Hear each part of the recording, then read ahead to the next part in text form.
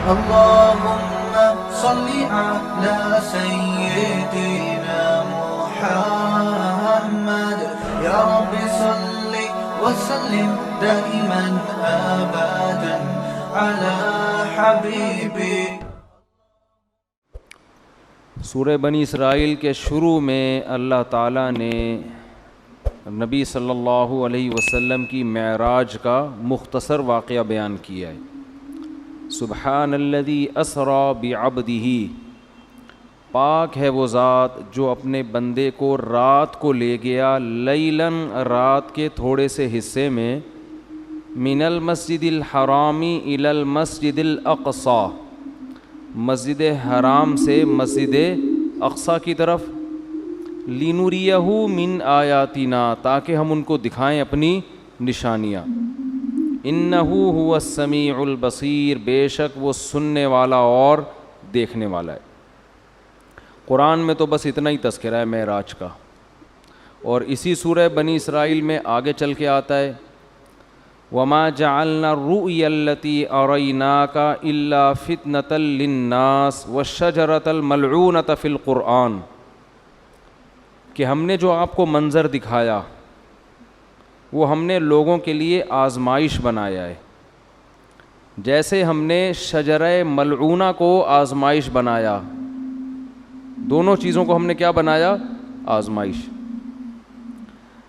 تو قرآن میں بس اتنا تذکرہ ملتا ہے معراج کا، ایک تو سورہ بنی اسرائیل کے شروع میں پہلی آیت، اور ایک آگے جا کے 2-3 رکوع کے بعد. دوبارہ ریپیٹ کر دیتا ہوں، اللہ عیب سے پاک ہے جو اپنے بندے کو رات کے تھوڑے سے حصے میں مسجد حرام سے مسجد اقصی لے گیا تاکہ ہم انہیں اپنی نشانیاں دکھائیں. اور اللہ نے دوسری جگہ فرمایا کہ ہم نے جو منظر آپ کو دکھایا، یہ منظر بھی اور شجرہ ملعونہ بھی، یہ دونوں لوگوں کے لیے آزمائش ہیں. یہ بلب جل بجھ رہا ہے، اس سے کچھ نہیں ہوگا، بے فکر رہیں. یہ دونوں چیزیں لوگوں کے لیے آزمائش ہیں. باقی اس کی تفصیل حدیث میں ملتی ہے کہ براق پر بیٹھ کر آپ صلی اللہ علیہ وسلم گئے، مسجد اقصی پہنچے. بہت دور ہے مسجد اقصی، وہاں اللہ تعالیٰ نے تمام پیغمبروں کو جمع کیا جن کی آپ صلی اللہ علیہ وسلم نے امامت کی، اور پھر اللہ تعالیٰ نے آپ کو وہاں سے آسمانوں پہ لے گئے اور اپنا قرب عطا کیا. اور پھر آپ صلی اللہ علیہ وسلم کی مختلف پیغمبروں سے مختلف آسمانوں پر ملاقاتیں ہوئیں. آپ کو معراج میں 50 نمازوں کا تحفہ دیا گیا، جو آہستہ آہستہ کم ہوتے ہوتے 5. اس سے پتہ چلتا ہے کہ بارگیننگ جو ہے نا، بارگیننگ یہ تو اللہ اس کے رسول کے درمیان میں بھی ہوئی ہے. لوگ کہتے ہیں جو ہم نے قیمت بول دی بس اسی پہ خرید لو، ایک زبان. ایسا نہیں ہوتا بھائی. بارگیننگ آپ نے بولنے پر کوئی گورنمنٹ کی طرف سے پابندی نہیں، آپ 1 کروڑ روپے بول دو، ہم تو کہیں گے نا بھائی یہ اتنے کی دو گے تو ٹھیک ہے، تھوڑا کم کر لو، تھوڑا کم کر لو. تو لچک ہونی چاہیے انسان کی طبیعت میں، یہ نہیں کہ بس ایک ہی زبان ہے جو بول دیا بول دیا. اب اللہ نے 50 نمازیں دی تھیں، کم کرتے کرتے کتنی کر دیں بھائی 5. سوال پیدا ہوتا ہے جب 5 ہی کرنی تھی تو 50 کہنے کی ضرورت کیا تھی؟ یہ ایسا ہی ہے جیسے اللہ تعالیٰ قرآن میں بعض دفعہ مشکل احکام دیتے ہیں لیکن ابھی صحابہ نے عمل کیا نہیں ہوتا کہ اس کو منسوخ کر دیتے ہیں. ایسا بھی ہوا ہے قرآن میں. یہ بتانے کے لیے کہ اصل تو ہم یہ حکم دینا چاہتے تھے مگر تمہاری رعایت میں ہم اپنے حکم کو چینج کر رہے ہیں. اگر پہلے ہی حکم دیا جاتا نا آسان والا تو پتہ کیا چلتا کہ اللہ اصل کیا چاہتے تھے اور آسانی کر کے کیا چاہتے ہیں. تو اصل تو یہ تھا کہ اللہ چاہتے تھے ہم دن میں کتنی نمازیں پڑھیں؟ 50 ٹائم. لیکن اللہ کو پتہ تھا کہ یہ مشکل میں پڑ جائیں گے اور جہنم میں جانے والوں کی تعداد اور زیادہ بڑھ جائے گی. اس لیے اللہ نے کہا کہ میں تمہاری رعایت کرتا ہوں. جیسے بیوہ عورت کو نکاح کے پیغام سے اللہ نے منع کیا لیکن اللہ نے فرمایا اللہ کو پتہ ہے تم باز نہیں آؤ گے تو اشارتاً پیغام بھیج سکتے ہو. وہ اس زمانے کی بات ہے. تو اسی طرح قرآن میں آتا ہے کہ ہم حکم دے رہے ہیں کہ جب نبی کی محفل میں جاؤ تو پہلے کچھ صدقہ دیا کرو. پھر اللہ نے فرمایا اشفقتم ان تقدموا بین یدی نجواکم صدقہ، تم ڈرتے ہو کہ ہر چیز میں پہلے صدقہ دینا پڑے گا. چلو معاف کیا, نہیں دو صدقہ, ٹھیک ہے نا. تو یہ قرآن کی عادت ہے, اس سے اللہ کی رحمت کا پتہ چلتا ہے. اور یہ بھی کہ اسلام کے احکام میں بھی اللہ نے ہمیں یہ بتایا ہے کہ میں بھی تمہاری طبیعت کا, تمہاری کمزوری کی رعایت کرتا ہوں. تو جب اللہ ہماری رعایت کر کے احکام دے رہا ہے تو ہمیں بھی اپنے ماتحتوں کا خیال بولو کرنا چاہیے. اللہ ہمیں بتاتا ہے کہ اصل تو میں یہ کہنا چاہتا ہوں, یہ چاہتا ہوں حکم ہو, لیکن تم نہیں عمل کر سکو گے, چلو یہ اس پر عمل کرو. تو جب اللہ انسانوں کی رعایت کرتا ہے تو انسانوں کو بھی چاہیے کہ وہ ایک دوسرے کی رعایت کرا کریں. اتنا بوجھ کسی پہ نہ ڈالیں کہ بس تیر کی طرح سیدھے چلو تم. ایسا نہیں ہو سکتا بھائی. انسان ٹیڑھا میڑھا ہے, آڑا ترچھا ہے, اس کو بالکل ہر چیز میں ایکوریٹ کرنے کی کوشش کریں گے نہ, کوئی بھی نہیں ہو سکتا. کوئی بھی کا مطلب مسجد کا امام بھی پورا سیدھا, نہ مفتی صاحب پورے سیدھے ہو سکتے ہیں, نہ مسجد کا امام ہو سکتا ہے, نہ کوئی بزرگ پورے ایکوریٹ ہو سکتے ہیں. لوگ کہتے ہیں مفتی صاحب نے اس دن بیان میں یہ بول دیا تھا, مفتی صاحب اس دن وہاں انڈا موڑ پہ بیٹھے ہوئے ٹانگ پہ ٹانگ رکھ کے چائے پی رہے تھے. یہ علماء کے بیٹھنے کا طریقہ نہیں ہوتا. اس دن مفتی صاحب نے کہہ دیا تھا بھاڑ میں جائے. چلتا ہے مارکیٹ میں سب. ہاں کچھ لوگ بیٹھے ہیں کیڑے نکالنے کے لیے. کچھ لوگ کیا, ان کا کام ہی یہی ہے کہ اس کے کیڑے جمع کر کے ایک شاپر میں لا کے پوری کیڑوں کی دکان کھولی ہوئی ہے انہوں نے.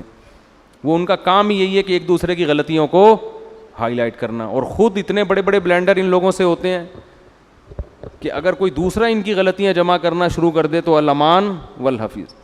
تو لچک ہے بھائی, لچک. لوگوں کی رعایت کیا کرو. نمازیوں کی رعایت کا حکم ہے مسجد کے امام کو. اتنی لمبی نمازیں نہ شروع کر دو کہ لوگ کھڑے کھڑے تھک جائیں. حضرت معاذ تھے, حضرت جابر بن عبداللہ, انہوں نے اتنی لمبی عشاء کی نمازیں پڑھانا شروع کر دیں, سورہ بقرہ پڑھتے تھے پوری اس میں نا. اب ایک صحابی تھے, وہ کھڑے کھڑے تھک جاتے, وہ ایک دن نماز توڑ کے چلے گئے اور جا کے نبی صلی اللہ علیہ وسلم سے شکایت کی کہ یہ اتنی لمبی عشاء کی نماز پڑھاتے ہیں.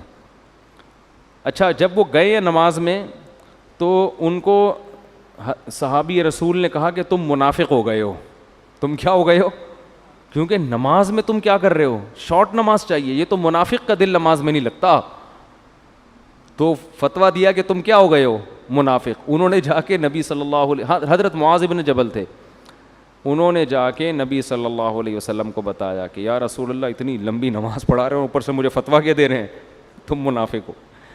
تو آپ صلی اللہ علیہ وسلم نے حضرت معاذ کو بلایا, افتان انت یا معاذ, اتنا غضبناک ہوئے, اے معاذ تم لوگوں کو فتنوں میں ڈال رہے ہو نماز سے, یعنی تم تو ان کو آزمائش میں ڈال رہے ہو کہ نماز سے ان کے دل میں نماز کی نفرت پیدا کر رہے ہو, اور پھر آپ نے ان سے امامت چھین لی, اور پھر تھوڑے دنوں بعد واپس امامت دے دی ان کو, یعنی تنبیہ کے لیے. تو امام کو چاہیے لوگوں کی رعایت کرے, خطیب کو چاہیے بیان میں بھی لوگوں کی رعایت کرے, ان کی مینٹل لیول سے اوپر کی باتیں نہ کرے, ایک دم 4 شادیوں پہ نہ آ جایا کرے, ٹھیک ہے نا. پہلے ان کو دوسری شادی سمجھائے, جب 6 مہینے میں یہ سمجھ میں آئے گی پھر تیسری. ہم ڈائریکٹ کیا کرتے ہیں, تو اس پہ لوگ کہتے ہیں یار یہ پتہ نہیں کس قسم کی باتیں کرتا ہے.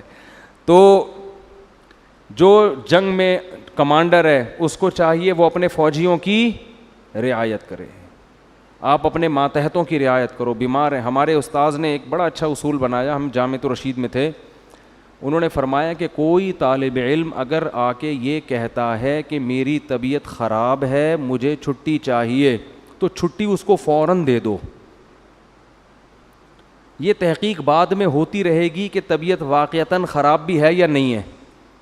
وجہ اس کی یہ کہ امکان ہے کہ ٹوپی کر رہا ہو, امکان ہے اس بات کا کہ ہو سکتا ہے جھوٹ بول رہا ہو, لیکن اس کا بھی امکان ہے کہ ہو سکتا ہے سچ بول رہا ہو. اب آپ نے بدگمانی کر کے کہ یار لگ تو رانی ہے شکل سے کہ بیمار ہے, چھٹی نہیں دی, اور وہ واقعتاً ہے کیا بیمار ہے, تو کتنی مصیبت میں آئے گا کہ نہیں آئے گا. تو وہ ہوتی رہے گی تحقیق, لیکن فوراً اس کو رخصت ملنی چاہیے, کیونکہ اس کا خطرہ ہے کہ واقعتاً سچ کہہ رہا ہو. تو یہ بہت اہم پوائنٹ کی باتیں ہوتی ہیں, ہم لوگ ان چیزوں کا گھروں میں خیال نہیں کرتے. اپنے ماتحتوں کے ساتھ, ملازمین کے ساتھ, ہر ایک کے ساتھ جو ہے نا یہ خیال کرنا چاہیے کہ اس کی حیثیت سے زیادہ اس کے اوپر بوجھ نہ ڈالا جائے. خیر، اللہ تعالیٰ نے اپنے حبیب صلی اللہ علیہ وسلم کو رات میں بلایا.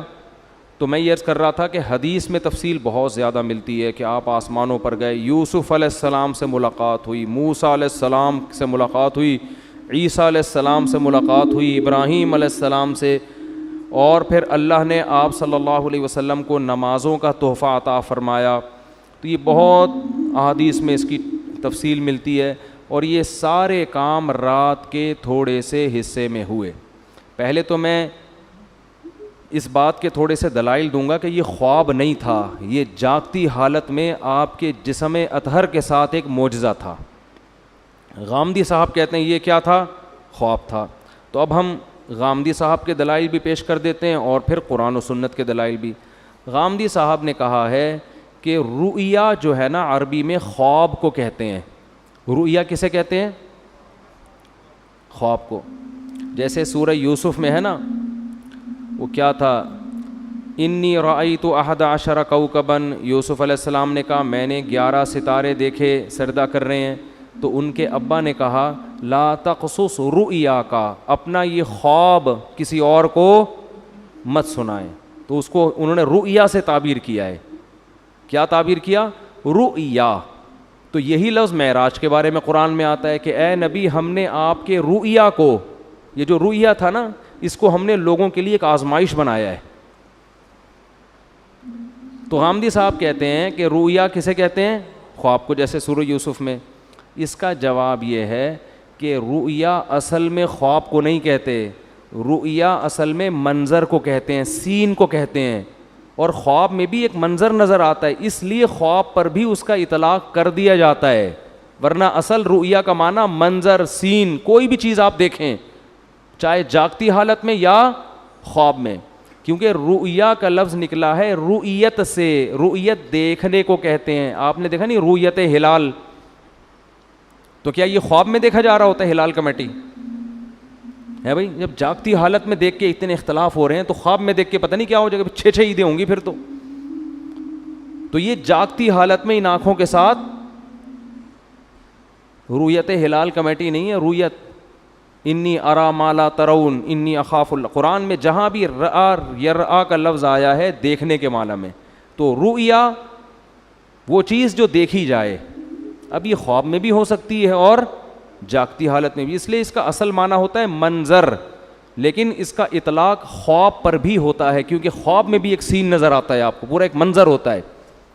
تو اب ہم دیکھتے ہیں کہ قرآن میں جو نبی کے لیے معراج کے لیے رؤیا کا لفظ استعمال ہوا ہے وہ خواب کے معنی میں ہے یا منظر کے معنی میں, دونوں احتمال اس میں ہیں. تو ہم قرآن ہی سے فیصلہ کروا لیتے ہیں کہ وہ حقیقت تھی یا بولو خواب تھا. قرآن میں 2 واضح قرینے, اگر ہم حدیث کو ہٹا دیں, حدیث سے تو پتہ چلتا ہے کہ یہ خواب نہیں تھا.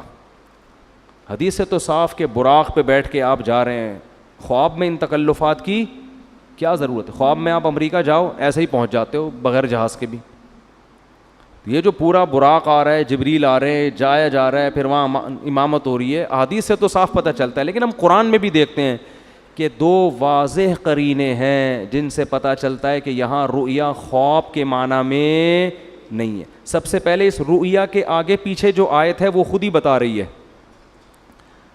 فرمایا وما جعلنا الرؤيا التي أريناك إلا فتنة للناس والشجرة الملعونة في القرآن, کہ ہم نے اس رؤیا کو بھی اور قرآن میں جو ملعون درخت کا تذکرہ ہوا ہے ان دونوں چیزوں کو لوگوں کے لیے آزمائش بنایا. کیسے؟ ملعون درخت ہے شجرہ زقوم. قرآن میں آتا ہے کہ جہنم میں ایک درخت ہے جس کا پھل بے انتہا کڑوا, بہت کڑوا, جو جہنمیوں کو کھلانے کے لیے دیا جائے گا. اس پر مشرکین مکہ کہتے تھے کہ ایک طرف آپ کہتے ہیں جہنم میں آگ ہے, دوسری طرف کہہ رہے ہیں جہنم میں درخت ہے, درخت آگ میں نہیں اگتے. آئی بات سمجھ میں؟ تو اللہ نے قرآن میں فرمایا کہ اللہ جس کا حاصل یہ ہے کہ اللہ کو یہ طاقت اور قدرت ہے کہ وہ آگ کے اندر بھی درخت پیدا کر دے. اور وہ کیا ہے اس کے بارے میں قاروہا, وہ پورے آیت مجھے یاد نہیں آ رہی, کہ اس کی جو جڑیں ہیں نا وہ جہنم کی تہ میں ہیں, اس طرح کی آیت ہے. ابے نہیں بھائی وہ نہیں, خیر یعنی اس جواب کا حاصل یہ ہے کہ اللہ کو یہ قدرت ہے کہ اللہ اس درخت کو جہنم کے اندر پیدا کر دے, اور جہنم کی تہ میں اس کی کیا ہے, جڑیں اور شاخیں اوپر ہیں. تو آگ میں اللہ پیدا کر سکتا ہے, اللہ کے لیے کوئی مشکل نہیں ہے. دیکھو ہم نے اگر پانی کے جانوروں کو نہ دیکھا ہوتا کبھی بھی, تو ہم کہتے کہ پانی کے اندر انسان یا کوئی مخلوق زندہ نہیں رہ سکتی, سانس کیسے آئے گا؟ تو اللہ نے پانی کی ہی مخلوقوں کو پیدا کر دیا, کروڑوں مخلوق جو پانی کے اندر ہی زندہ رہتی ہیں, باہر نہیں نکلتی. تو اللہ کو یہ قدرت ہے کہ وہ اسی ماحول کے حساب سے چیزیں پیدا کر دے. تو اللہ فرماتے ہیں ہم نے یہ ملعون درخت کو بنایا کس کے لیے؟ آزمائش, تاکہ مشرکین اور غیر مسلم اس کا انکار کریں کہ ایسا ممکن نہیں ہے. حالانکہ یہ انکار کرنا بنتا اس لیے نہیں ہے کہ اللہ ہر چیز پر قدرت رکھتا ہے. تو ہم نے زقوم درخت کو بھی لوگوں کے لیے کیا بنا دیا؟ آزمائش, کہ یہ اللہ کی قدرت جو مانتا ہے وہ تو اس کو مانے گا, جو اللہ کی قدرت نہیں مانتا وہ اس کا انکار کرے گا. تو اسی کے ساتھ اللہ نے نبی کی معراج کا بھی تذکرہ کیا کہ ہم نے نبی کو جو منظر دکھایا اس کو بھی لوگوں کے لیے کیا بنایا؟ آزمائش. کیا مطلب؟ جو اللہ کی قدرت کو مانے گا وہ تو مانے گا اس واقعے کو, جو کہتے ہیں اللہ ایسا نہیں کر سکتا وہ اس واقعے کا انکار کر دے گا. خواب اگر یہ ہوتا تو خواب کو ماننا کوئی اچھمبے کی بات نہیں ہے, یہ فتنہ تھوڑی بنتا. نبی کہتے ہیں مجھے خواب آیا ہے, یہ ہوا ہے, تو ابو جہل بھی کہتے تھا بھائی خواب تو کسی کو بھی کچھ بولو نا بھائی آ سکتا ہے, خواب میں تو آپ کہیں بھی جا سکتے ہیں, کوئی بھی انکار نہ کرتا. لیکن جیسے وہ کہہ رہے تھے عقلاً یہ ممکن نہیں ہے کہ جہنم میں درخت پیدا ہو جائے, ایسے ہی عقلاً یہ ممکن نہیں ہے کہ کوئی انسان زندہ اپنے جسم کے ساتھ رات کے تھوڑے سے حصے میں مسجد حرام سے مسجد اقصی اور آسمانوں کی سیر کر کے آ جائے. اٹ ازنٹ پاسبل, یہ عقلاً ممکن نہیں ہے. تو اللہ کہتے ہیں دونوں چیزیں تمہارے لیے آزمائش ہیں. خدا کی قدرت کو مانو گے تو دونوں پہ یقین کرو گے, نہیں مانو گے تو دونوں کا انکار کرو گے. تو یہ بہت بڑی دلیل ہے کہ یہاں رؤیا سے مراد معراج میں حقیقت ہے جسم کے ساتھ, خواب اس سے مراد نہیں ہے, ورنہ یہ آزمائش نہ ہوتا. دوسرا قرآن میں واضح اشارہ کیا, وہ تو صراحت ہے. سورہ بنی اسرائیل شروع ہو رہی ہے, سبحان الذی, پاک ہے وہ ذات, اسرا بعبدہ, جو اپنے بندے کو رات کے تھوڑے سے حصے میں لے گیا, من المسجد الحرامی الی المسجد الاقصی, مسجد حرام سے مسجد اقصی. یہاں اللہ نہیں کہہ رہے کہ میں نے خواب میں لے گیا ہوں. میں جب میں کہتا ہوں کہ میں رات کو کے تھوڑے سے حصے میں آپ کو یہاں سے وہاں لے گیا, تو اس کا مطلب کیا ہوتا ہے؟ لے کر گیا یا خواب دکھایا ہے بھائی؟ آپ کہہ رہے ہو کہ بھائی دیکھو میں تمہیں اپنے ساتھ ملیشیا لے کر گیا تھا اور میں نے تمہیں وہاں گھمایا اور پھرایا, پھر میں تمہیں وہاں, تم دبئی کی سیر. اب کوئی آدمی کی نئی نئی شادی ہوئی ہے, فرض کر لو, بیگم کو ہنی مون کے لیے مری لے کر گیا, بعد میں پھڈا ہو گیا, بیگم کو کہہ رہا ہے دیکھو میں تمہیں اپنے ساتھ اس دن مری لے کر گیا تھا, پھر میں تمہیں نتھیا گلی کی میں نے تمہیں سیر کرائی, پھر میں وہاں سے ہم نے ٹن مارا ادھر کی طرف, ہم مڑے سوات مردان کی مالم جبا ہے کیا ہے, بہرحال جو بھی ہے, وہاں سے ٹن مار کے اسلام آباد سے ہم اگلی فلائٹ سے واپس آئے. کوئی بندہ وہاں بیٹھا ہوا کہہ رہا ہے یار آپ بھابھی سے اتنی محبت کرتے ہو؟ ہاں جی میں تو بہت محبت کرتے, بہت اچھا خواب دکھایا اپنے بھابھی کو. آپ بولو گے تمہارا دماغ خراب ہو گیا, میں خواب کی باتیں کر رہا ہوں, میں کہہ رہا ہوں میں لے کر گیا. تو جب کوئی عام آدمی یہ بات کرتا ہے, دوسرا اس کو خواب کہے گا, تو آپ کو غصہ آئے گا کہ نہیں آئے گا؟ اللہ سورہ بنی اسرائیل شروع اس طرح سے کر رہے ہیں, سبحان الذی, پاک ہے وہ ذات, اسرا بعبدہ, جو اپنے بندے کو لے گیا, لیلاً, رات کے تھوڑے سے حصے میں. یہ تنوین تقلیل کے لیے, تھوڑے سے حصے میں بھی اللہ اپنی قدرت دکھا رہا ہے. خواب کا تذکرہ ہوتا تو نہ رات کہنے کی ضرورت تھی, نہ رات کا تھوڑا حصہ کہنے کی ضرورت تھی. سمجھ میں نہیں آ رہی بات؟ دوسری بات, تیسرا قرینہ, اللہ اس آیت کو شروع کر رہا ہے سبحان الذی, ہر عیب سے پاک ہے وہ ذات. اس میں اللہ اپنی قدرت بتا رہا ہے کہ تمہیں عجیب سا لگے گا کہ رات کے تھوڑے سے حصے میں کوئی بندہ مسجد حرام اور مسجد اقصیٰ سے ہو کے واپس بھی آ جائے. اٹ ازنٹ پاسبل, یہ ممکن نہیں ہے. تو اللہ آج شروع کر رہا ہے سبحان الذی, اللہ ہر عیب سے پاک ہے, وہ عاجز نہیں ہے کہ کچھ کرنا چاہے تو اس کو اسباب کے تانے بانے جوڑنے پڑے, ٹائم دیکھنا پڑے, بھائی اتنے ٹائم میں تو یہ ممکن نہیں ہے, اس لیے اللہ عیب سے پاک ہے. تو یہ تیسرا قرینہ ہے. خواب ہوتا تو اللہ سبحان اللہ کا ذکر نہ کرتا. عجیب چیز کو دیکھ کے ہم کہتے ہیں نا سبحان اللہ, اچھی کہو کہتے ہیں, وہ کون پنجاب میں جب تقریر ہوتی ہے کہتے ہیں اچھی کہو سبحان اللہ, تو انہوں نے کوئی بڑا ٹیکنیکل پوائنٹ مارا ہوتا ہے. خوابوں کی باتوں پہ کوئی اتنا زیادہ نہیں ہوتا سبحان اللہ, ٹھیک ہے نا. تو اللہ فرما رہے ہیں کہ یہ 3 واضح قرینے قرآن مجید میں, لِنُرِيَهُ مِنْ آیَاتِنَا, تاکہ ہم محمد صلی اللہ علیہ وسلم کو اپنی نشانیاں بتائیں. تبھی تو مشرکین نے انکار کر دیا, یہ نہیں ہو سکتا. اگر خواب کی بات ہوتی تو وہ انکار نہ کرتے. پھر جب انکار کیا تو اللہ فرماتے ہم نے اس واقعے کو آزمائش بنایا. باقی اس میں حکمت کیا تھی, یہ معجزہ اللہ نے کسی اور پیغمبر کو نہیں دیا. ہر پیغمبر کو الگ قسم کے معجزے ملتے ہیں. حضرت عیسیٰ علیہ السلام کو جو معجزے ملے نا, وہ کہا جاتا ہے کہ سب سے زیادہ معجزے اللہ نے حضرت عیسیٰ کو دیے ہیں. مردے کو زندہ, کوڑ کے مریض کو شفا, پیدائشی نابینے کی آنکھیں واپس, مٹی کا پرندہ بنا کے پھونک ماری, پھڑ پھڑ پھڑ کر کے اڑ رہا ہے. یہ بہت ہی عجیب قسم کے معجزے. علماء کہتے ہیں کہ حضرت عیسیٰ کے دور میں علم طب جو تھا نا, میڈیکل سائنس, وہ اس وقت کافی عروج پہ پہنچ چکی تھی. حکمت کا علم, حکیم, بڑی بڑی پیچیدہ بیماریوں کے علاج دریافت ہو گئے تھے. لیکن ساری دنیا کے سارے حکیم کہتے تھے کوڑ کے مریض کا علاج ممکن نہیں ہے. ایسی کوئی دوا نہیں ہے کہ پیدائشی نابینا کی آنکھیں آ جائیں, بعد میں بینائی جائے تو آ سکتی ہے, جو پیدا ہی نابینا ہوا ہو اس کی آنکھیں نہیں آ سکتی. ایسی کوئی دوا نہیں ہے کہ مردے کو کھلاؤ اور اس میں جان آ جائے. نہیں یاری بات سمجھ, جو مر گیا وہ ختم, فینش, اب ٹھیک نہیں ہو سکتا. مٹی کے بنے ہوئے پرندوں میں جان, کوئی چورن چٹنی ایسی نہیں ہے کہ پتلے میں ڈالیں اور وہ اڑنا شروع ہو جائے. نا نا نا, حضرت عیسیٰ کو جو اللہ نے معجزے دیے نا, وہ تمام میڈیکل سائنس کو کیا کر رہے تھے, چیلنج, تاکہ لوگوں کو یقین آ جائے کہ یہ کوئی حکیم نہیں ہے, بلکہ یہ کام اللہ کے سوا کوئی نہیں کر سکتا, یہ اللہ ہی کر رہا ہے ان کے ہاتھ پہ. اگر علم طب نے ترقی نہ کی ہوتی نا, پھر حضرت عیسیٰ کوڑ کے مریض کو ٹھیک کرتے. لوگ کہتے یار لگتا ہے کہ یہ کوئی ماہر, معاذ اللہ کوئی حکیم ہے یہ, جنہوں نے کوڑ کے مریض کو چپکے سے دوا کھلائی ہے اور وہ بندہ کیا ہو گیا, ٹھیک. لیکن علم طب نے اتنی ترقی کر لی تھی کہ میڈیکل سائنس کہتی تھی کہ اسباب کی دنیا میں یہ ممکن, بولو نا, نہیں ہے, یہ نہیں ہو سکتا. تو اللہ نے معجزے اسی حساب سے دیے آپ کو. حضرت موسیٰ کے دور میں جادو کا زور تھا, یہ سانپ بنا دیا, یہ یوں کر دیا, ایسے ایسے کرتب, ٹھیک ہے نا. تو وہ لوگ جادو کو سمجھتے تھے کہ جادو کیا ہوتا ہے. اللہ نے حضرت موسیٰ کو جو معجزے دیے نا, وہ والے معجزے جو جادوگر دکھایا کرتے تھے, اس طرح کے جادو. گریبان میں ہاتھ ڈالا, ہاتھ کیا ہو رہا ہے, سورج کی طرح چمک رہا ہے. یہ جادوگروں کے اس زمانے میں کرتب ہوا کرتے تھے. لاٹھی کو کیا بنا رہے ہیں, سانپ. اللہ نے کہا جادوگر بھی یہ کام کرتا ہے, آپ بھی کرو.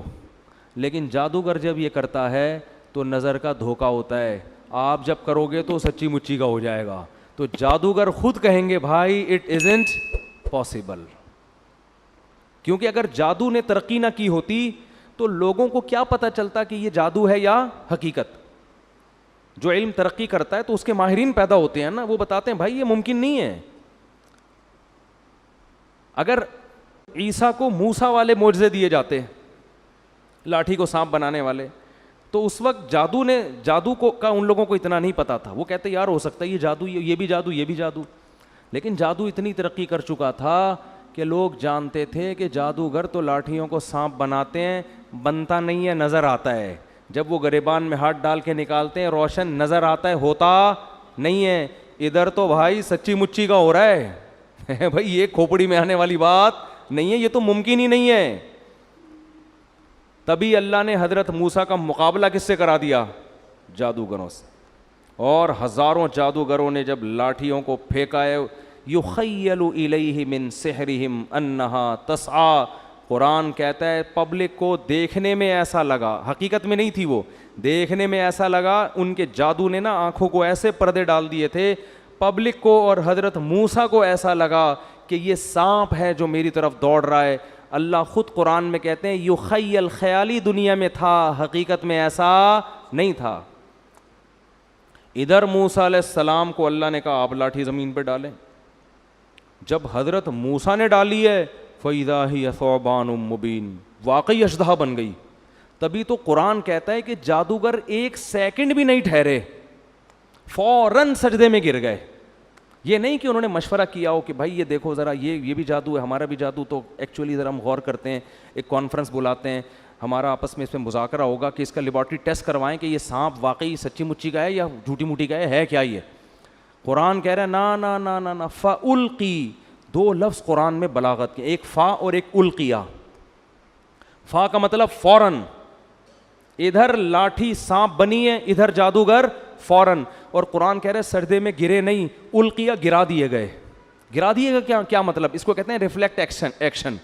بعض دفعہ سوتے میں استری کے قریب آپ کا ہاتھ آتا ہے اور لاشعوری طور پر پیچھے ہٹ جاتا ہے، ہوتا ہے نا ایسے؟ یار ایک تو آپ لوگ کو اب سائنس اور ٹیکنالوجی بھی سکھانی پڑے گی۔ دیکھو دھماکہ ہوتا ہے بعض دفعہ، ہم اچھلتے پہلے ہیں، سوچتے بعد میں کہ ہوا کیا ہے، ایسا ہی ہے کہ نہیں ہے؟ اللہ نے ہمارے اندر کچھ لاشعوری ایسی سینس رکھی ہے، وہ ہمیں حادثات میں کام آتی ہے، کیونکہ حادثے جب ہو رہا ہو تو پہلے سوچ کے پھر آپ عمل کرو تو ٹائم بولو نکل چکا ہوتا ہے، بعض دفعہ ٹائم کیا ہو چکا ہوتا ہے۔ دیکھو ایک کتا آپ کے پیچھے آ رہا ہے تو آپ سوچتے ہو، پہلے تو یہ سوچتے ہو میرے ہی پیچھے آ رہا ہے، کسی اور کے پیچھے تو نہیں جا رہا، سوچنے کا ٹائم ملتا ہے نا آپ کو، کیونکہ جیسے کتا بھاگ سکتا ہے آپ بھی بھاگ سکتے ہو، آپ سوچتے ہو، پھر آپ غور کرتے ہو نہیں یار یہ میری طرف ہی آ رہا ہے، کتنی اسپیڈ سے آ رہا ہے، اسپیڈ چیک کرتے ہو آپ اس کی، پھر آپ یہ سوچتے ہو کہ اس سے بچنے کا میرے پاس بھاگنے کے علاوہ بھی کوئی راستہ ہے، اگر بھاگنے کے علاوہ راستہ ہے تو مجھے تکڑ بھاگنے کی کیا ضرورت ہے؟ تو آپ کا دماغ کام کرتا ہے، آپ پتھر اٹھا لیتے ہو کہ یار پتھر سے ماروں گا بھاگ جائے گا تو مجھے بھاگنے کی ٹینشن لینے کی ضرورت نہیں ہے، آپ پتھر اٹھاتے ہو، کتے کو اس طرح کرتے ہو، کتا اگر ڈر کے رک گیا تو آپ کہتے ہو بہت زبردست کام ہو گیا، کتا اگر کتے پنے پہ آیا ہوا ہے وہ پھر بھی نہیں رک رہا، پھر آپ آخری حربے کے طور پر تگڑ بھاگنا شروع کرتے ہو اور بالآخر آپ کی جان بچ جاتی ہے۔ یہ سوچنے کا ٹائم ملتا ہے آپ کو، لیکن کچھ اتفاقی حادثے ایسے ہوتے ہیں کہ ان میں اگر سوچ کے کام کرو گے تو جیسے وہی ہے نا، اکثر سناتا ہوں میں، ایک بیچارہ شیشے کے برتن بورے میں بھر کے بیچ رہا تھا، ایک عادت ہوتی ہے نا بعض لوگوں کی، تو ایک سیٹھ صاحب کی عادت تھی ہر چیز کو ٹھوکر مار کے پوچھتے تھے اس میں کیا ہے، تو وہ شیشے کا برتن اس بیچنے والے نے اس سیٹھ صاحب کے سامنے رکھا، سیٹھ صاحب کو پتہ نہیں تھا اس میں شیشے کے برتن ہے، سیٹھ صاحب نے بوری پہ پاؤں مارا، بولا اس میں کیا ہے، اس نے کہا ہے نہیں تھا اب نہیں ہے۔ تو یہ کچھ ایسی چیزیں ہوتی ہیں جن میں سوچنے کا ٹائم، بھائی اس میں ٹھوکر مار کے پوچھو گے تو اب نہیں ہے، پوچھ کے ٹھوکر مار دے آپ۔ تو کچھ کام تو ایسے ہوتے ہیں سوچ کے آپ بھاگو، کچھ ایسے ہوتے ہیں کہ بھاگنا پہلے پڑتا ہے، سوچنا بعد میں۔ تو یہ وہ حادثے ہوتے ہیں جس میں اللہ نے آپ کو سوچنے کا اختیار دیا ہی نہیں ہے، قدرت خود آپ کو بچنے کا موقع دیتی ہے، یعنی بچا لیتی ہے۔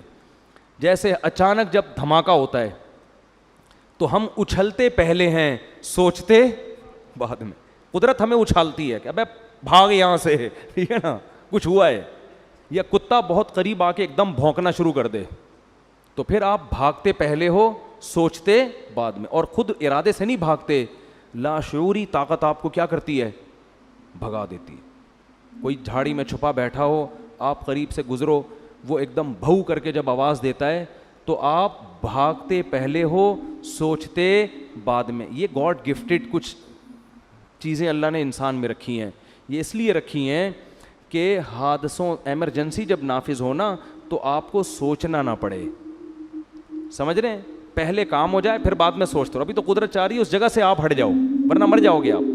بالکل یہی کام جادوگروں سے ہوا ہے، قرآن کہتا ہے کہ جب انہوں نے رسیوں کو، جب موسیٰ نے لاٹھی کو پھینکا اور وہ سانپ بنی ہے، تو جادوگر سوچ کے سجدے میں نہیں گرے پہلے ہیں، سوچا بعد میں. کیوں گرے پہلے؟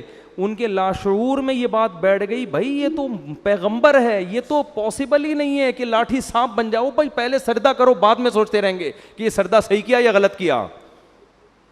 نہیں آ رہی بات. یہ قرآن کی بلاغت ہے. جب موسیٰ نے لاٹھی کو پھینکا ہے، قرآن کہہ رہا ہے فَأُلْقِي، جادوگروں کو لاشعوری طاقت نے سجدے میں گرا دیا. یہ لاشعوری طاقت کون تھی؟ یہ وہی جو ہمیں دھماکوں کے وقت ہوشیار کر دیتی ہے، ہم ہل جاتے ہیں اچانک. تو جادوگروں نے جب یہ منظر دیکھا نا کہ بھئی یہ لاٹھی تو حقیقت میں سانپ بن گئی، یہ تو عملاً ممکن ہے ہی نہیں، یہ تو اللہ کا پیغمبر ہے، یہ اللہ ہی کر سکتا ہے، یہ جادو نہیں ہے. اتنا انسپائر ہوئے کہ قرآن کہہ رہا ہے کہ بغیر سوچے سمجھے سجدے میں گر گئے اور بغیر سوچے سمجھے کہنے لگے آمنا برب العالمین رب موسیٰ و ہارون، ہم رب العالمین جو موسیٰ اور ہارون کا رب ہے اس پر ایمان لے آئے. اب اس کے بعد سوچ رہے ہیں کہ ہمارا فیصلہ صحیح تھا یا غلط، یعنی اس کے انجام کیا ہے. تو سوچنے کے بعد ان کو یقین ہو گیا کہ ہم نے فیصلہ کیا کیا ہے، صحیح. اب فرعون دھمکیاں دے رہا ہے کہ تمہاری نورا کشتی تھی اور میں تمہارے ہاتھ پاؤں کاٹ کے لٹکا دوں گا. انہوں نے کہا لن نؤثرک علی ما جاءنا من البینات، اے فرعون موسیٰ کے برحق ہونے کے جو ہم نے دلائل دیکھ لی ہیں نا، اب ہم تیری بات پر یقین نہیں کریں گے. فقضی ما انت قاض، تو ہاتھ پاؤں کاٹنے کی بات کرتا ہے، جو تیرے بس میں ہے وہ کر لے. چند سیکنڈ کا ایمان ہے مگر کتنا پاورفل. اور فرعون کو کب سے دعوت دی جا رہی ہے، کم بخت کی سمجھ میں بات نہیں آ رہی. ان کو یقین ہو گیا کیونکہ ابھی تک نشانی نہیں دیکھی تھی نا. چند سیکنڈ کا ایمان ہے اتنا تگڑا. اور پھر فرعون کو کیا کہہ رہے ہیں، انما تقضی هذه الحیات الدنیا، تو جتنی سزا دے گا اسی دنیا میں دے گا نا، تو اس دنیا میں زیادہ زیادہ کیا کر لے گا، آگ میں ڈال دے گا، قتلے بنا دے گا، جیل میں ڈال دے گا، عمر قید کی سزا دے دے گا، تو 25-30 سال کے بعد مرمرا کے کیا ہو جائیں گے، ختم. اور آگے کہنے لگے ہم جو رب پر ایمان لائے ہیں نا، رب پر، اس پر جو ہمیں رب دے گا، واللہ خیر و ابقا، گاڈ کا جو انعام ہے وہ تجھ سے زیادہ اچھا بھی ہے اور ہمیشہ باقی رہنے والا بھی. کوانٹٹی کے اعتبار سے بھی اچھا، کوالٹی کے اعتبار سے بھی اچھا ہے. تو بارگیننگ ہو رہی ہے، ٹھیک ہے نا. تو اگر رب سے زیادہ دے سکتا ہے تو بات کر، ظاہر ہے وہ تو دے نہیں سکتا. فرعون نے ہاتھ پاؤں کاٹ کے لٹکا دیا. تو اللہ نے یہ بھی دکھا دیا کہ نورا کشتی نہیں ہے، کیونکہ نورا کشتی میں دونوں کے مفاد ہوتے ہیں، ایک قتل ہونے کے لیے تیار نہیں ہوتا. اتنی واضح نشانیاں فرعون کو اللہ نے دکھا دیں کہ دیکھ جادوگروں نے گواہی بھی دے دی ہے اور اپنی قربانی سے یہ بھی ثابت کر دیا کہ یہ نورا کشتی نہیں ہے. لیکن فرعون کی کھوپڑی، کیونکہ دنیا کے نشے میں جب انسان آتا ہے نا، شہوت پرستی میں، جو آدمی زنا کے قریب جا رہا ہو نا، اسے 1000 سمجھاؤ آپ، 1000 دفعہ ہو کہ یہ حرام ہے، لیکن وہ پھر بھی کیا کرتا ہے، زنا میں مبتلا ہوتا ہے. تو یہ گناہ ہے ہی ایسی برباد چیز، انسان کو اندھا کر دیتی. خیر جلدی سے بات کو سمیٹتا ہوں. تو موسیٰ علیہ السلام کو اللہ نے جو معجزے دیے وہ کس حساب سے، جادوگروں کو سمجھ میں آ جائے. عیسیٰ علیہ السلام کو میڈیکل سائنس کے اعتبار. داؤد علیہ السلام کا دور تھا حکومت کا، بڑی بڑی جنگیں ہو رہی تھیں اس وقت، لڑائیوں کا دور تھا. اللہ نے ایسے معجزے دیے آپ کو جو جنگوں میں آپ کے کام آئے، لوہے کو پگھلا دیا آپ کے ہاتھوں میں، اس طرح سے. خیر تو ہمارے نبی کو جو معجزے دیے ہیں نا، وہ قیامت تک کے حساب سے وہ آپ کے حساب سے سوٹیبل ہیں. ایک معجزہ تو قرآن دیا، کیونکہ یہ دور ہے ایجوکیشن کا، تعلیم کا. تو قرآن کا جو معجزہ ہے، قرآن نے دعویٰ کیا اس جیسی کتاب لے کر آؤ. کتابوں کا دور ہے نا، تو قرآن نے کیا کہا، ایک شخص جو نہ لکھنا جانتا ہے نہ پڑھنا جانتا ہے، ایسی کتاب لے کر آتا ہے جس کے مضمون اتنے بہترین کہ ایسے اخلاقی مضمون آپ کو دنیا کی کسی کتاب میں نہیں ملیں گے. دلوں پر ایسا راج کرنے والی کتاب، دنیا میں سب سے زیادہ پڑھی جانے والی، سب سے زیادہ سنی جانے والی، جس کو پڑھ کے رونے والے سب سے زیادہ، جس کو سن کے رونے والے سب سے زیادہ، بغیر سمجھے بھی پڑھی جاتی ہے، بغیر سمجھے بھی سنی جاتی ہے. لئن اجتمعت الانس والجن علی ان یاتوا بمثل ھذا القرآن، ساری دنیا کے انسان جنات جمع ہو جائیں، لا کے دکھائیں، نہیں لا سکتے. قرآن جب نازل ہوا نا تو بہت سے سائنسی غلط مفروضے تھے اس دور میں، آسمان ایسے بنا ہے، فلاں چیز ہے، اوٹ پٹانگ، جیسے اس دور کے سائنسدان تو پھینکو تھے نا، اس دور کے جو سائنسدان تھے چند ایک کے سوا بس وہ پھینک رہے تھے، لوگ لپیٹنے کے لیے بیٹھے ہوئے تھے.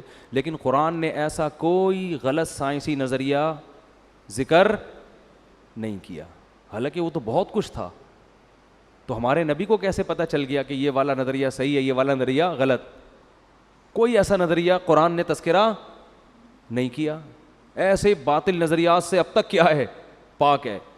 تو یہ بھی معجزہ ہے کہ بھئی ایک دور تھا سائنس ترقی کرے گی، لوگ ان سب چیزوں کو غلط سمجھیں گے، تو قرآن نے ایسی کوئی غلط نظریے کو اپنی کتاب میں جگہ نہیں دی. اچھا، تو معراج کیوں نبی کا معجزہ؟ نبی کو یہ کیوں معجزہ دیا گیا؟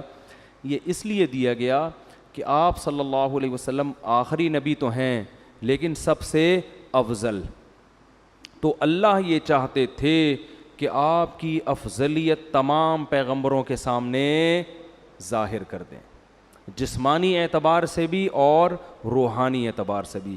تو جسمانی اعتبار سے تو اللہ آپ کو عرش کے قریب لے کر گئے ہیں بلندیوں پہ. روحانی اعتبار سے نماز سب سے اہم ترین عبادت ہے، تو اللہ نے تمام پیغمبروں کو آپ کا مقتدی بنایا، آپ کو امام بنا کے یہ بتا دیا کہ روحانی اعتبار سے بھی یہ آپ سب پر فضیلت رکھتے ہیں. زبانی بتا دینا کافی نہیں ہوتا، پریکٹیکل کروایا جاتا ہے. جس کے پیچھے انسان نماز پڑھتا ہے اس کا احترام کرتا ہے نا. کیا خیال ہے بھائی؟ بھائی ہم ان کے پیچھے کیا پڑھتے ہیں؟ یہ اللہ کے دربار میں حاضری کے وقت ہمارے رہبر ہوتے ہیں. تو اللہ کے ہاں تو سب سے اہم چیز کیا ہے؟ نماز. تو اللہ نے کیا کیا؟ آدم علیہ السلام، موسیٰ علیہ السلام، یوسف علیہ السلام، داؤد علیہ السلام، زکریا علیہ السلام، عیسیٰ علیہ السلام، سارے پیغمبروں کو بولا چلو بیت المقدس میں صفے بنا کے کھڑے ہو جاؤ. سب کو اللہ نے بیت المقدس میں حاضر کیا. ادھر نبی صلی اللہ علیہ وسلم کو براق پہ بٹھا کے بیت المقدس لے جایا گیا اور مصلی آپ کے لیے خالی تھا. تمام پیغمبر انتظار کر رہے ہیں اور آپ صلی اللہ علیہ وسلم نے آ کے ان کو نماز میں ان کی امامت کی. اس میں یہ بھی حکمت کہ آج کے بعد سب سے افضل کون ہیں؟ محمد صلی اللہ علیہ وسلم. سب کی موجودگی میں مصلی پہ کون کھڑا ہوگا؟ ابے بولنے میں کیا جا رہا ہے؟ نبی صلی اللہ علیہ وسلم. دوسری بات کہ اب تمام پیغمبروں کی شریعتیں کیا ہو گئی ہیں؟ منسوخ. کیونکہ سب نے نماز اخپل طریقے سے نہیں پڑھی ہے، اپنی اپنی شریعت کے مطابق. کس طرح سے پڑھی ہے؟ ظاہر ہے جیسے امام پڑھتا ہے ویسے ہی مقتدی پڑھتے ہیں نا. یہودیوں کی نماز الگ تھی، عیسائیوں کی الگ تھی، ان سے پہلے آسمانی مذاہب کی نمازیں الگ تھیں. اب جب نبی آ گئے تو نماز کیسے ہوگی؟ جیسے نبی پڑھائیں. کیا مطلب؟ نماز یہ ایک سائن ہے، علامت ہے شریعت کا، کیونکہ سب سے بڑا شعار ہے نا. تو اللہ نے بتا دیا نبی کے دنیا میں آنے کے بعد اب کوئی بھی دنیا میں آئے گا تو ان کے طریقے سے اسلام پہ چلنا ہے، اخپل طریقے سے اسلام پہ چلنے کی اجازت نہیں ہے. اسی وجہ سے جب حضرت عیسیٰ علیہ السلام قرب قیامت میں نازل ہوں گے تو اپنی شریعت کو فالو نہیں کریں گے بلکہ محمد صلی اللہ علیہ وسلم کی شریعت کو فالو کریں گے. جب نازل ہوں گے نا دمشق کی مسجد میں تو امام مہدی مصلی پہ کھڑے ہوں گے نماز پڑھانے کے لیے. تو حضرت عیسیٰ جب آسمانوں سے نیچے اتریں گے تو حضرت مہدی ان کے لیے مصلی خالی کریں گے کہ آپ نماز پڑھائیں. وہ کہیں گے نا نا نا نا، اس کام کے لیے اللہ نے اس امت کو منتخب کیا ہے. سمجھ میں شریعت اس امت ہی کی، کیونکہ یہ آپ ہی، میں امامت کرنے کے لیے بولو نہیں، تمہارے امام پہلے سے نبی آپ صلی اللہ علیہ وسلم امام ہے، وہ ان کی امامت ابھی بھی ہے. پھر کیوں تشریف لائے بھائی آپ؟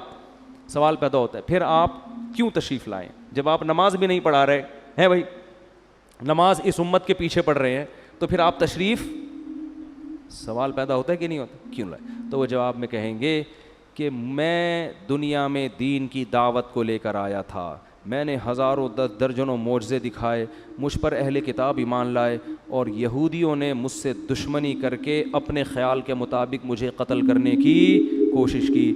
اب یہودی میرا تو دشمن ہے اور اسلام کا بھی سب سے بڑا دشمن کون ہے؟ یہودی. تو یہ ہم دونوں کا مشترک دشمن ہے. تو میں اب اس امت کی قیادت کروں گا یہودیوں سے قتال کرنے میں. سمجھ میں نہیں آ رہی تو جیسے چل رہے ہیں ویسے ہی چلتے رہیں. میں جب سبق پڑھاتا ہوں طلبہ سے کہتا ہوں سمجھ میں آ رہی ہے, وہ کہہ رہے نہیں, میں کہہ رہا ہوں باقی دنیا میں ساری باتیں سمجھ میں آ گئی ہیں آپ لوگوں کے؟ کہتے ہیں نہیں ہے. تو چلو ایک اور صحیح, ایک اور بات سمجھ, کیونکہ ہم 3 دفعہ سمجھائیں گے, اس کے بعد ہمارے پاس کھوپڑی نہیں ہے کہ سارے دن ایک ہی چیز سمجھاتے رہیں, ٹھیک ہے نا. تو میرا اسٹائل ہے پڑھانے کا, سبق طلبہ سے کہتا ہوں 1 دفعہ سمجھا دیا, 2 دفعہ پھر بھی نہیں سمجھ میں آیا, تو میں ان سے کہتا ہوں باقی ساری چیزیں سمجھ میں آ گئی ہیں؟ کہ نہیں ساری چیز سمجھ میں نہیں آئی. چلو ایک اور چیز ایسی ہے جو سمجھ میں نہیں آئی. جب باقی چیزیں سمجھ میں نہ آنے سے کچھ نہیں ہو رہا, لائف آپ کی نیچرل بڑے آرام سے گزر رہی ہے, تو ایک اور چیز بھی اسی میں شامل کر لو. تو خام ایک ہی چیز کو سمجھا کے دماغ خراب نہیں کرنا چاہیے. کل کسی نے مضمون بھیجا 4 شادیوں کے خلاف, وہ میں نے پڑھا, اس نے دلائل دیا, میں نے کہا اس کو اپنے پاس رکھ لو. اب ہمارے پاس فالتو کھوپڑی نہیں ہے, ان باتوں کے 100 دفعہ جواب دے چکے ہیں, پھر وہی کھوپڑی وہی گھما رہا ہے وہی. یہ میں نے کہا یہ سمجھنے والے لوگ نہیں ہے. خیر 4 شادیاں پتہ نہیں کہاں سے آ گئیں. جلدی سے بات کو سمیٹ کے ختم کرتا ہوں. تو ایک حکمت کیا تھی؟ جسمانی معراج اور روحانی معراج, یہ بتانا کہ اب سب سے افضل کون ہے, یعنی عملاً اس کو کر کے دکھانا. صرف بتانا کافی نہیں ہے, پریکٹیکل کر کے دکھایا کہ سب سے افضل کون ہے. اب دیکھو حضرت موسیٰ علیہ السلام اگر کہیں کہ میں سب سے افضل ہوں, تو پھر ان کے امتی کہیں گے پھر معراج کی رات میں مصلی پہ آپ کیوں نہیں آئے. اگر یوسف علیہ السلام کا ہے میں سب سے افضل ہوں, تو سوال پیدا ہوتا ہے پھر معراج کی رات پہ نماز آپ نے کیوں نہیں پڑھائی. تو اللہ نے ایک عمل سے ثابت کر دیا. حدیث میں آتا ہے لو کان موسیٰ حیا لما وسعہ الا اتباعی, اگر موسیٰ کلیم اللہ جو بار بار کوہ طور پہ جایا کرتے تھے, جن کا ذکر اللہ نے قرآن میں سب سے زیادہ کیا, جن کو سرگوشیوں کے لیے اپنے قریب کیا, جن کو پوری کتاب ایک ہی دفعہ میں پکڑا دی گئی, لیکن نبی نے فرمایا ان تمام فضائل کے باوجود اگر موسیٰ زندہ ہوں, اگر اس وقت موسیٰ زندہ ہوتے, لما وسعہ الا اتباعی, تو میری اتباع کیے بغیر ان کی نجات ممکن نہیں تھی. وہ فالو اسلام ہی کو کریں گے. اسی وجہ سے علماء کہتے ہیں حضرت عیسیٰ علیہ السلام آئیں گے نا تو ہمارے ہی شریعت کو فالو کریں گے. تو یہ بھی ایک حکمت تھی معراج میں. اور بہت ساری چیزیں تھیں. اللہ نے آپ کو اپنی آنکھوں سے جنت اور جہنم کے مناظر دکھائے ہیں معراج کی رات. اچھا ایک حکمت یہ بھی تھی کہ بیت المقدس کی فضیلت پہ مہر ثبت ہو جائے. اگر ہمارے نبی بیت المقدس نہ جاتے تو ہمارے نظر میں قبلہ اول کی زیادہ ویلیو نہ ہوتی. ہم کہتے وہ تو عیسائیوں کا قبلہ تھا, یہودیوں کا قبلہ تھا, پیغمبروں کا قبلہ تھا, ہمارے نبی تو وہاں کبھی گئے بھی نہیں, نماز بھی نہیں پڑھی.